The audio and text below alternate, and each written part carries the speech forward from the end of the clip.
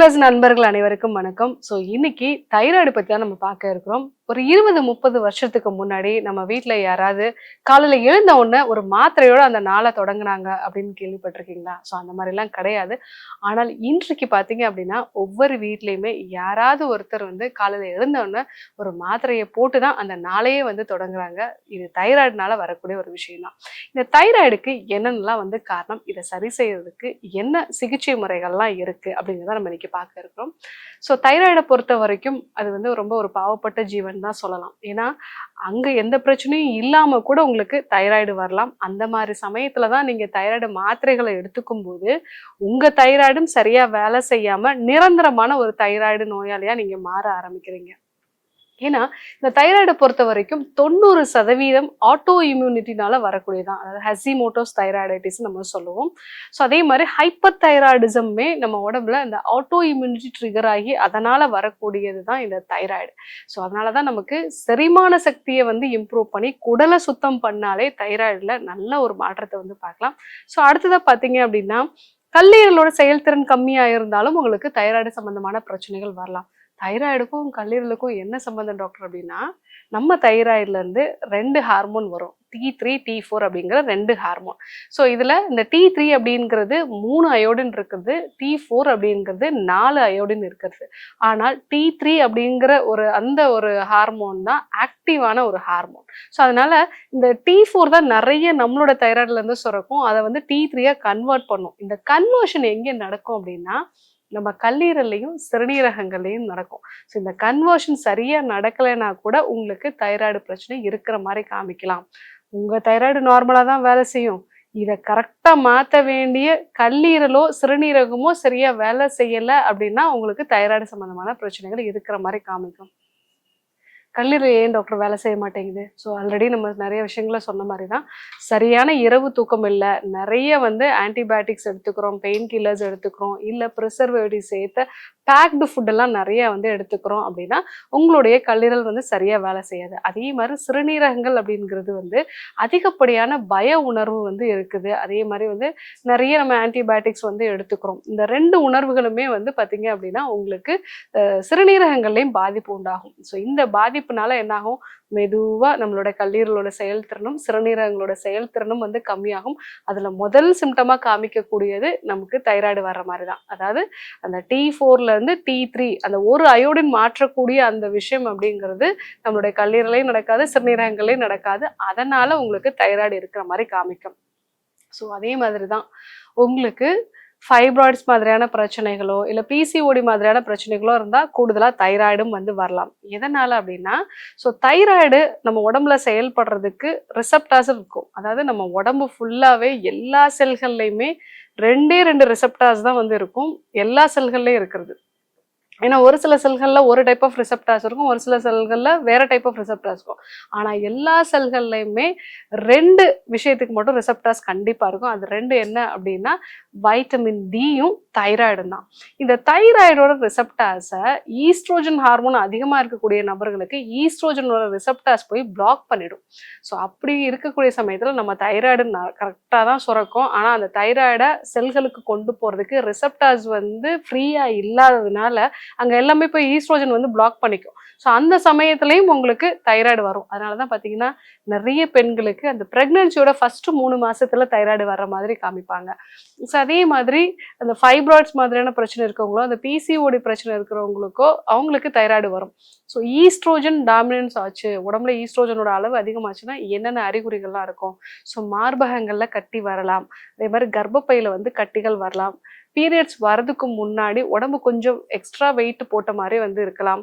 அதே மாதிரி வெயிட் கொஞ்சம் கொஞ்சமா இன்க்ரீஸ் ஆகலாம். இடுப்பு பகுதியிலையும் தொடை பகுதியிலையும் வெயிட் கொஞ்சம் கொஞ்சமா வந்து இன்க்ரீஸ் ஆகலாம். வெயிட்டை குறைக்கிறது ரொம்ப சிரமமா வந்து இருக்கும். பீரியட்ஸ் வந்து இர்ரெகுலரா இருக்கும். இந்த அறிகுறிகள்லாம் இருந்தது அப்படின்னா உங்களுக்கு ஈஸ்ட்ரோஜன் அதிகமா இருக்கிறதுக்கு வாய்ப்புகள் இருக்கு. இதனால கூட உங்களுக்கு தைராய்டு வரலாம். இத்தனை பாதிப்புகளால தான் உங்களுக்கு தைராய்டு வருது அப்படின்னு சொல்லும்போது வெறுமனே தைராய்டு மாத்திரைகள் மட்டும் எடுத்துக்கிட்டீங்க அப்படின்னா உங்க தைராய்டும் வேலை செய்யாம நிரந்தரமான ஒரு தைராய்டு நோயாளியா மாறுறீங்க. அதனாலதான் லைஃப் லாங்கா நீங்க வந்து மெடிசன்ஸ் எடுத்துக்கணும் அப்படிங்கிற ஒரு நிலைக்கு தள்ளப்படுறீங்க. மிக முக்கியமான ஒரு விஷயம் தைராய்டுல நம்ம கவனிக்க வேண்டியதுன்னா நம்மளுடைய குடல் தான். நம்மளுடைய உடம்புல இந்த இம்யூன் செல்ஸ் அப்படிங்கிறது நோய் எதிர்ப்புக்கான ஒரு சில செல்கள். அதாவது நம்ம குடல் பகுதியில தான் 60% நோய் எதிர்ப்புக்கான அந்த செல்கள் வந்து இருக்கும். ஏன்னா நீங்க உணவுல தான் வந்து ரொம்ப ஈஸியா நமக்கு உடலுக்கு தேவையில்லாத கிருமிகள் வந்து உள்ள போறதுக்கு வாய்ப்புகள் இருக்கு. அதனால நம்மளுடைய இந்த ஜிஐ ட்ராக்ட்னு சொல்லக்கூடிய செரிமான உறுப்புகளை சுத்தி தான் உடம்புல இருக்கக்கூடிய மொத்த நோய் எதிர்ப்பு சக்தி செல்கள்ல 60% அங்கதான் இருக்கும். ஸோ நீங்க சாப்பிடக்கூடிய உணவுகள் சரியா செரிமானம் ஆகல, இல்ல ரொம்ப ஸ்ட்ரெஸ்ஸா இருக்கீங்க அப்படின்னா, உங்க குடல்ல வந்து பாத்தீங்கன்னா, இந்த குடல் உள்ள இருக்கக்கூடிய அந்த சுவர் அப்படிங்கிறது ரொம்ப டைட்டா இருக்கும். ஏன்னா நீங்க உணவை நல்லா செரிச்சு குடலுறிஞ்சிகள் மூலமா மட்டும்தான் அது வந்து உள்ள போகணும். அதுக்குன்னு தனியா ஒரு சேனல் இருக்கு. ஆனால் நமக்கு ரொம்ப ஸ்ட்ரெஸ்ஸா இருக்கும் பொழுதோ, இல்ல நம்ம சாப்பிடக்கூடிய உணவுல நிறைய இந்த ப்ரிசர்வேட்டிவ்ஸோ, இல்ல அந்த கலரை வந்து அதிகப்படுத்துறதுக்காக சில விஷயம்லாம் நம்ம போடுறோம். இதெல்லாம் என்ன பண்ணும் அப்படின்னா, இந்த டைட் ஜங்ஷனை குறைச்சிடும். ஸோ உங்களுக்கு சின்ன சின்ன கேப் வந்து உருவாயிடும். அப்போ செரிமானம் ஆகாத சில உணவுப் பொருட்களும் வந்து ரத்த ஓட்டத்துல வந்து கலக்கும். அது இயல்பான ஒரு விஷயம் இல்ல. ரத்தத்தை பொறுத்த வரைக்கும் அது ஃபைன் டியூனா கரெக்டா கார்போஹைட்ரேட் வந்து குளுக்கோஸா வந்து மாறி உள்ள வரணும். புரோட்டீன்ங்கிறது அமினோ ஆசிடா மாறி உள்ள வரணும். அதே மாதிரி ஃபேட்டுங்கிறது வந்து ஃபேட்டி ஆசிடா மாறி இந்த ஒரு பொசிஷன்ல தான் அது வந்து ரத்தத்துக்குள்ள அக்செப்ட் பண்ணிக்கும்.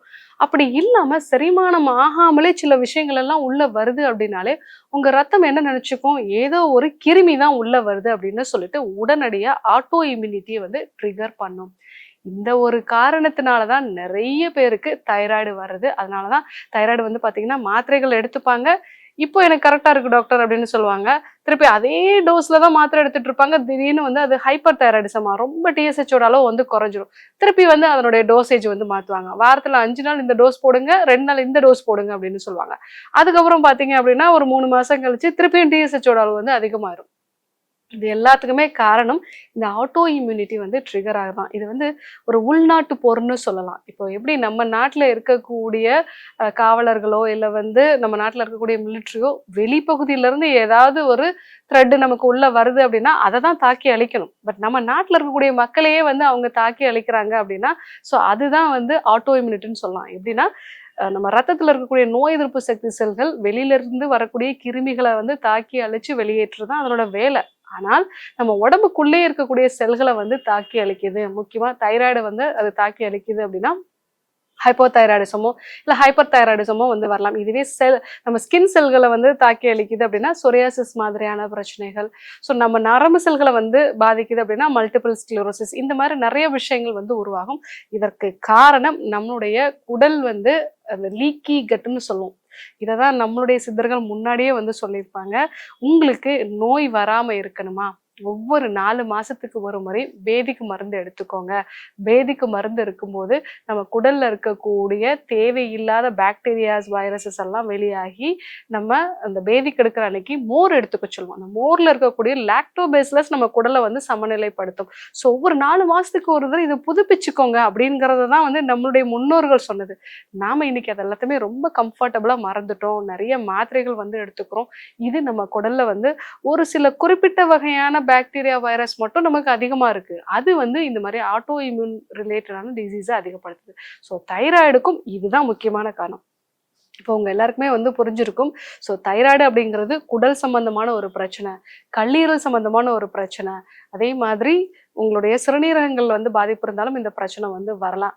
ஸோ அதே மாதிரி உங்களுக்கு ஹார்மோன் சம்பந்தமான பிரச்சனைகள் இருந்தாலும் வரலாம். இத்தனை பிரச்சனைகளையும் விட்டுட்டு வெறுமனே தைராய்டு மாத்திரைகள் போடும் பொழுதுதான் நம்ம நிரந்தரமான நோயாளியா மாற ஆரம்பிக்கிறோம். ஸோ இப்போ இதற்கு முறையான சிகிச்சை முறை என்ன? முறையான சிகிச்சை முறைன்னு பார்க்கும்போது நம்ம நெய் மருந்து சிகிச்சை முறை. இது வந்து டீடாக்சிஃபிகேஷன், குடலை வந்து சுத்தம் பண்ணக்கூடியது. ஸோ நம்ம குடல்ல வந்து பார்த்தீங்க அப்படின்னா செல்கள்ல எல்லாத்துலேயும் இருக்கக்கூடிய கழிவுகள் எல்லாமே வந்து நம்ம நெய் மருந்து எடுத்துக்கும் போது செல்கள்ல இருக்கக்கூடிய கழிவுகள் எல்லாமே வந்து கலெக்ட் ஆகி கடைசியா 7வது நாள் வந்து நம்ம குடலுக்கு வந்து வரும். அன்றைக்கு நம்ம வந்து பேதிக்கு மருந்து எடுத்துக்கிறது. இந்த மாதிரி 7 நாள் எடுத்துக்கொள்ளக்கூடிய நெய் மருந்து சிகிச்சை. இந்த சிகிச்சை முறையிலேயே வந்து டிஎஸ்ஹெச்சோட அளவு நல்ல மாற்றத்தை வந்து நிறைய பேருக்கு நம்ம பார்த்துருக்கோம். முதல்ல டீடாக்சிஃபிகேஷன். இது வந்து உங்க குடல வந்து கரெக்ட்டா ப்ரிப்பேர் பண்ணக்கூடியது. ஸோ அடுத்ததா வந்து பார்த்தீங்க அப்படின்னா, ஸோ உங்களுடைய அந்த கல்லீரல், அதே மாரி சிறுநீரகங்கள், ஹார்மோன் சம்மந்தமான பிரச்சனைகள், இத வந்து சரி செய்யறதுக்கான உணவு முறை மாற்றங்கள். ஸோ கல்லீரல் அப்படின்னா நைட்ல சீக்கிரமா தூங்கணும். டாக்டர் அட்வைஸ் இல்லாம பெயின் கில்லர்ஸோ, இல்ல வந்து ஆன்டிபயோட்டிக்ஸோ எடுத்துக்க கூடாது. அதே மாரி கல்லீரலுக்கு தேவையான இந்த கரிசாலை, நெல்லிக்காய் இந்த மாதிரியான உணவுகள்லாம் வந்து எடுத்துக்கணும். சிறுநீரகங்களுக்கு பய உணர்வ அதிகமா வந்து தாக்கக்கூடிய ஒரு விஷயம். பய உணர்வு யாருக்கெல்லாம் அதிகமா இருக்கோ, சிறுநீரகங்கள்ல பாதிப்பு வர்றதுக்கு வாய்ப்பு இருக்கு. ஸோ அந்த உணர்வுகள புரிஞ்சு அதற்கேற்ற மாரி சுவாச பயிற்சிகளையும், தியான பயிற்சிகளையும் வந்து நம்ம பண்ணணும். ஸோ அடுத்தது ஈஸ்ட்ரோஜன் ஹார்மோன் அதிகமா இருக்கு அப்படின்னா, நீங்க வந்து முட்டைக்கோஸோ, காலிஃப்ளவர் அதே மாரி வந்து முள்ளங்கி, பீட்ரூட் இந்த மாதிரியான உணவுகள நெறைய எடுத்துட்டு, பால் சம்மந்தமான உணவுப் பொருட்கள வந்து நீங்க கம்மி பண்ணீங்க அப்படின்னா, ஹார்மோன் சம்மந்தமான பிரச்சனைகள்லாம் சரியாகும். இதெல்லாம் நீங்க வந்து கரெக்ட்டா எடுத்துட்டு, அடுத்ததா ஓம்கார பிராணாயாமம் வந்து பண்ணணும். அப்புறம் ஓம்கார பிராணாயாமுக்கும் தைராய்டுக்கும் என்ன சம்பந்தம் அப்படின்னா, நீங்க தைராய்டு பிரச்சனை இருக்கவங்க நெறைய பேர கேட்டு பாருங்க. Suppressed emotion. ஸோ ஒரு ஃபீமேல் வந்து ஏன் அதிகமா வந்து தைராய்டுனால பாதிக்கப்படுறாங்க அப்படின்னா, வீட்ல சமையல் பண்றாங்க. வீட்ல யாராவது அந்த சமையல வந்து நல்லா இருக்குன்னு சொல்றாங்களான்னு ஒரு எதிர்பார்ப்போட இருப்பாங்க. பெரும்பாலும் அது நடக்காது. குழந்தைங்களையோ, கணவரையோ ரொம்ப வந்து ஒரு மெனக்கெடுதலோட வந்து அவங்க பார்த்துப்பாங்க. என்னைக்காவது ஒரு நாள் அவங்க, "நீ என்னை இந்த அளவுக்கு பார்த்துக்கிட்டன்னு" ஒரு விஷயம் சொல்றாங்களான்னா, அவங்க அத எதிர்பார்ப்பாங்க. ஆனா அது நடக்காது. அப்ரிசியேஷன்ங்கிறது அங்க இருக்காது. ஸோ அப்போ ஆட்டோமேட்டிக்கா அவங்களுக்கு அந்த எமோஷன்ஸ் எல்லாம் சப்ரஸ் ஆகும். அது மட்டும் இல்லாம இந்த எமோஷன்ஸ் அப்படிங்கிறது வந்து சாதாரண ஒரு விஷயம் இல்ல. அதாவது வந்து நம்ம எனக்கு சாப்பாடு வேணும், தண்ணி வேணும் அந்த மாரி இல்ல. எனக்கு வந்து ரொம்ப கோபம் இருக்கு. அத நான் எப்படி வெளிப்படுத்துறது? எனக்கு ரொம்ப அன்பா நான் வந்து ஃபீல் பண்றேன். அத எப்படி நான் வெளிப்படுத்துறது? ஸோ இது மட்டும் இல்லாம எனக்கு ரொம்ப கில்ட்டியா இருக்கு. நெறைய பெண்கள்கிட்ட இந்த ஒரு விஷயம் இருக்கும். கில்ட்டியா இருக்கு. ஸோ நான் வந்து வீட்ல குழந்தைங்கள பார்க்காம விட்டனோ, இல்ல வந்து என்னோட ஒரு பங்களிப்ப குடும்பத்துக்கு நான் குடுக்காம விட்டுட்டனோ, யாருக்கு என்ன பிரச்சனை வந்தாலும் இவங்கள பத்தி தான் யோசிப்பாங்க. ஸோ இவங்க தான் அத சரியா பண்ணலன்னு யோசிப்பாங்க. இந்த மாதிரி ஒரு கில்ட்டி கான்ஷியஸ் இருக்கு. இத ப்ராப்பரா வென்ட் அவுட் பண்றது. ஸோ ஒரு நல்ல நண்பர்களோ, இல்ல வந்து அம்மாவோ இருக்கும்போது கரெக்ட்டா அத வந்து அவங்களால வெளிப்படுத்த முடியும். அப்படி இல்லாத சமயத்துல சப்ரஸ்டு எமோஷன் தான் நெறைய தைராய்டு பிரச்சனைக்கு முக்கியமான காரணமா இருக்கு. அதற்கு தான் ஓம்கார பிராணாயாமம். ஏன்னா, அந்த ஓம்கார பிராணாயாமம் அப்படிங்கிறது இந்த விஷுத்தி சக்ராவ வந்து ஆக்டிவேட் பண்ணக்கூடியது. விஷுத்தி சக்ராவ ஆக்டிவேட் பண்ணக்கூடிய ஓம்கார பிராணாயாமம் இல்ல ஆ, உ, இம்ன்னு சொல்லக்கூடிய அந்த பிராணாயாம பயிற்சிய 21 முறை காலையில நம்ம வந்து ஒரே இடத்துல ரெகுலரா பண்ணணும். ஏன்னா, அந்த வைப்ரேஷன நம்மளால வந்து உணர முடியும். ஸோ அந்த மாரி நீங்க ரெகுலரா பண்ணீங்க அப்படின்னா, உங்க தைராய்டோட அளவுல நல்ல ஒரு மாற்றத்த பார்க்கலாம். முக்கியமா பார்த்தீங்கன்னா, ஸ்ட்ரெஸ்ஸும் நல்லா வந்து உங்களுக்கு குறையும். ஏன்னா, நான் ஆல்ரெடி அத சப்ரஸ்டு எமோஷனால தான் தைராய்டு வருதுன்னு சொல்றேன். நிறைய சமயங்கள்ல அத வெளிப்படுத்துறது கூட அவங்களுக்கு பிரச்சனையா மாறலாம். அதற்கு ஒரு மந்திரங்கள உச்சரிக்கிறதோ, இல்ல வந்து நம்ம ஹோம் சாண்டிங் பண்றதுங்கிறது ரொம்ப ஈஸியான விஷயம். இந்த ஒரு விஷயத்த நீங்க ரெகுலரா வந்து ஃபாலோ பண்ணலாம்.